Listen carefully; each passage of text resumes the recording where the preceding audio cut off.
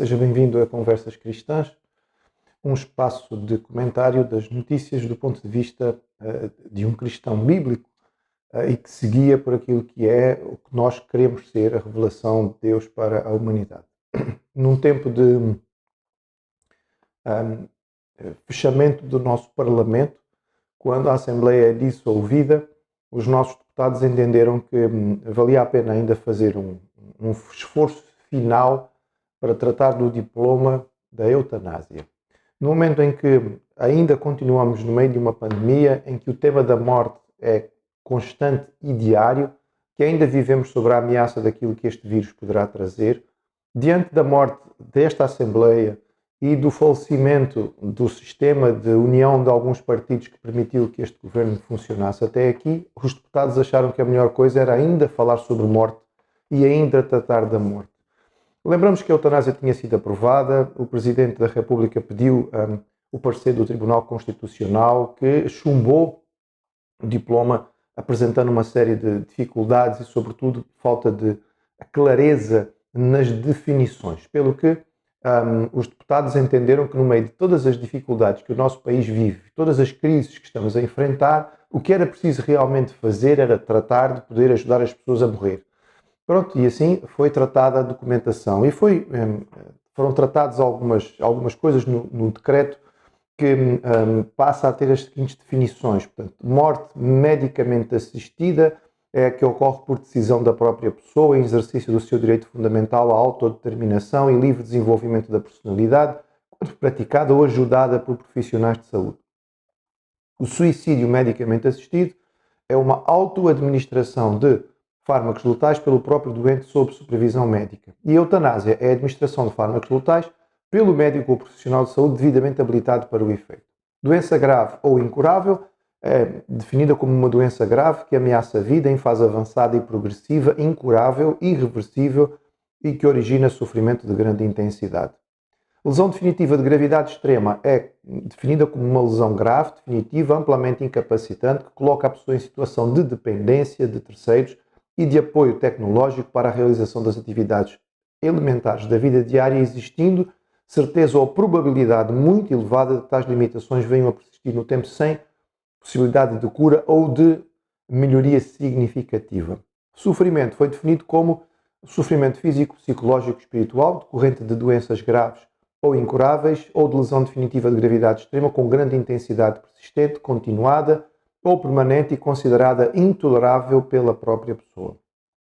Apesar de tentarem, e temos que reconhecer o seu esforço, não é, de trabalhar estas definições, nós continuamos a ter muita subjetividade, porque evidentemente o que é tolerado por uma pessoa não é por outra. O incurável hoje na medicina, amanhã pode ser curado. Lesões classificadas como definitivas, a verdade é que nós já percebemos que de vez em quando as coisas são alteradas. Sobretudo, há muito pouca definição em todo este decreto a respeito daquilo que é fundamental, ou seja, o apoio psicológico que os doentes necessitam numa situação como estas. A morte, então, medicamente assistida, em conformidade com a vontade e a decisão da própria pessoa, deverá acontecer quando há lesão definitiva de gravidade extrema ou doença grave considerada incurável e poderá acontecer através do suicídio medicamente assistido ou da eutanásia. Estas são as questões que são colocadas e, evidentemente, mais uma vez nós temos que responder. Tudo isto tem a ver com nosso orgulho, a nossa vaidade intrínseca humana, que é parte daquilo que é a contaminação do pecado e que nos faz querer profundamente ser independentes. Quando sabemos que a morte chega e nós não sabemos quando, nós então queremos tomar as rédeas até disto e não permitir que a morte simplesmente venha na hora que devia vir, mas nós queremos antecipá-la. Nós queremos determinar o que podemos ou não sofrer. Nós queremos dizer: este sofrimento é válido, este sofrimento não é válido, eu não quero tolerar o sofrimento, eu não preciso tolerar o sofrimento, eu acabo com isto agora. Evidentemente que o sofrimento não é uma coisa agradável, mas a verdade é que o sofrimento nos ajuda. Ele nos ajuda a perceber e a entender. É interessante, conversando, por exemplo, com médicos que tratam a lepra, e nós tivemos alguma experiência, não muito longa, mas durante algum tempo, de trabalhar com doentes num leprosário. e perceber o quanto a dor física era importante.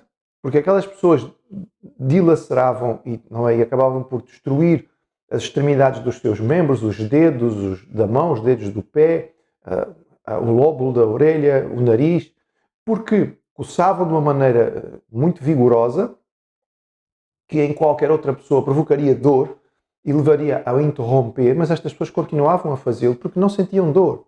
A mesma coisa acontece com o pé diabético, em que o diabético vai perdendo sensibilidade.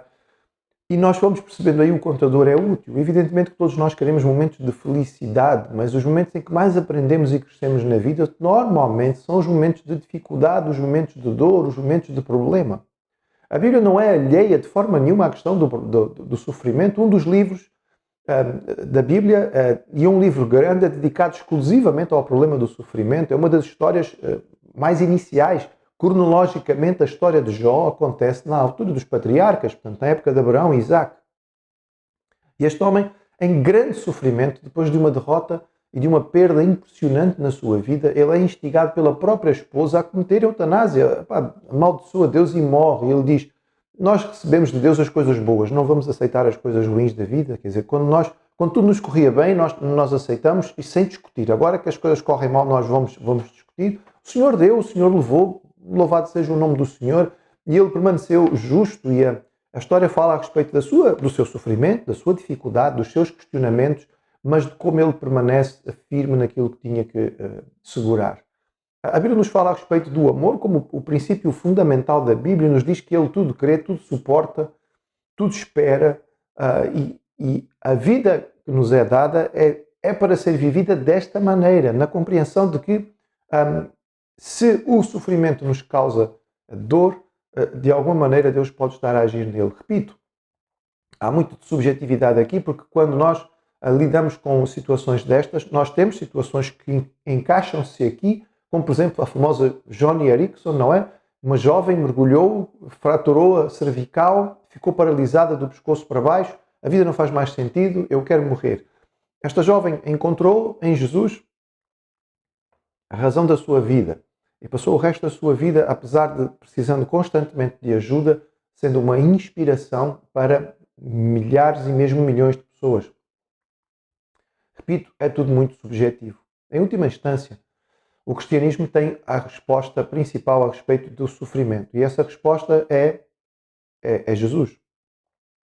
Deus não ficou de longe assistindo ao nosso sofrimento e dizendo, bem feito, vocês pecaram, agora sofram. Não, Ele providenciou um meio para que nós pudéssemos ultrapassar isto. E para que nós pudéssemos perceber a sua proximidade, Ele veio viver aqui a vida. Ele veio habitar entre nós em forma humana, nascendo numa família pobre, camponesa, numa zona insignificante daquilo que era o Império Romano, sofrendo tudo aquilo que as pessoas viviam e sofriam no seu tempo, e depois vindo a sofrer a traição, vindo a sofrer a inveja, o ciúme, a injustiça gravíssima, e depois ser torturado e morto de uma forma extremamente cruel. Ele sofreu tudo isto por amor.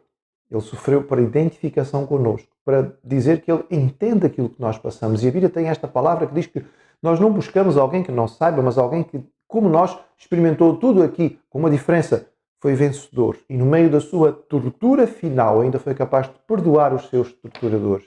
A grande resposta bíblica e cristã ao sofrimento é que Deus deseja enxugar toda a lágrima. E essa é a proposta que Ele tem. Quando nós entendemos que o nosso pecado é o motivo do sofrimento no mundo e nós entregamos as nossas vidas a Ele, crendo na obra de Jesus por nós, o novo nascimento nos leva a uma comunhão com Deus que permite suportar e viver muitas das dificuldades que nós passamos aqui e um dia estar com Ele num local e, de facto, numa eternidade em que o sofrimento vai ser completamente abolido. É nisto que nós queremos e não num precipitar daquilo que é algo que devia estar entregue nas mãos de Deus. Que a mensagem de Jesus possa se sobrepor a esta ênfase na morte.